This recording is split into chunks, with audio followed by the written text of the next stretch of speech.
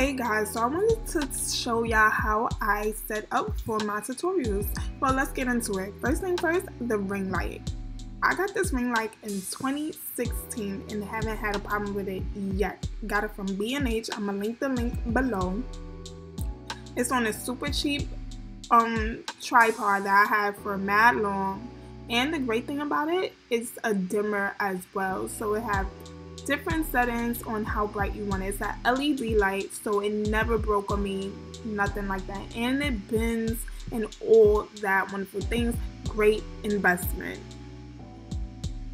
Next thing, I grabbed my little raggedy taggedy daggedy old table from Target. And it's really a game table, super basic. It was like $20, honey, $20. And basically it gets the job done. And for the top part, I slapped some raggedy contact paper. I'm gonna work on that right on top, and you know, just to create a little background. Next, I grabbed my tripod from Manfrotto. I believe I'll link it below. And I leave 2 legs on the table and 1 leg off just to balance the camera properly, and you'll see in a minute how I do that. Boom, a weight, 20-pound weight with some yarn attached to it. I wrap the yarn around my tripod and my light so it can hold the camera. You know, we doing ghetto setups over here, but it gets the job done. You feels me? You feel me? So I just wrap it around and make sure it's secure. And then I'll pull it forward to see how far it goes to make sure it don't go too far to hold my camera. The camera I'm using is a 70D. I usually, for 98% of my tutorials, use a T6i.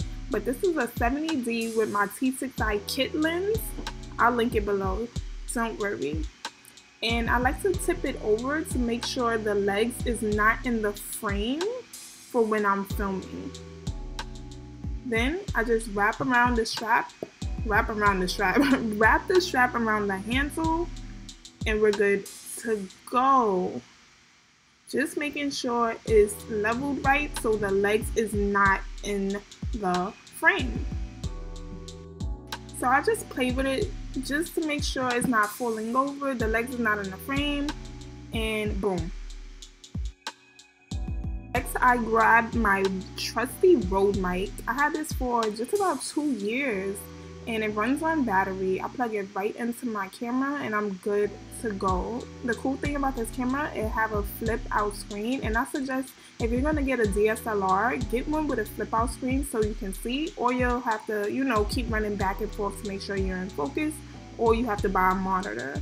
And my T6i also have a flip out screen. So this is my super duper basic setup, and the way, like I explained, is tilting so the legs is not in the frame. Now you can get an overhead tripod, but you will have to get sandbags to hold the camera to make sure it don't fall, and boom boom boom. That's a little too much for my space right now. So I'm just plugging in my ring light and let it be light, yes. So this is my basic setup. Really is nothing to it. Now let's get to the design process. So I just look on Pinterest, try to get some inspiration from just regular, super regular clothing, and I just think, what can I do? Then I pull out my 500 crochet stitches book and I say, do I want to do something complicated or not? I just jot down a bunch of ideas, even if I don't use it right away, for future projects.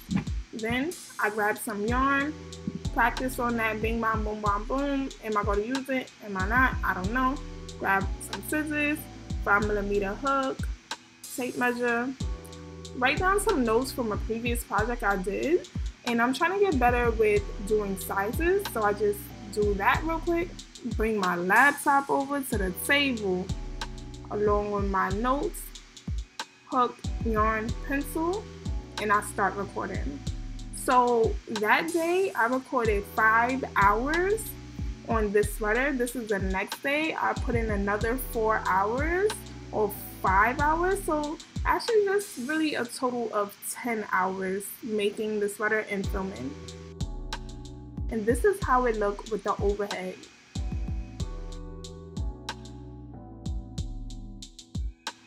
Once my project is done, I have to do pictures for the thumbnail and just pictures I usually add it in the intro and the outro of the video, just so people could get a look on how it looks on me. And this take anywhere from 20 to 30 minutes because you want to make sure the lighting is right and it's capturing the colors right. Sometimes I have to change the settings, but yeah, this is what I do to capture the thumbnail, outro, intro, bing bang boom. The perfect thing, I don't gotta get all dolled up because your girl is looking quarantine rusty. Now it's time to start editing. I like to set up my table, turn on my salt lamp, my little desk ring light, grab my water, some snacks, oranges, apples, and get to work.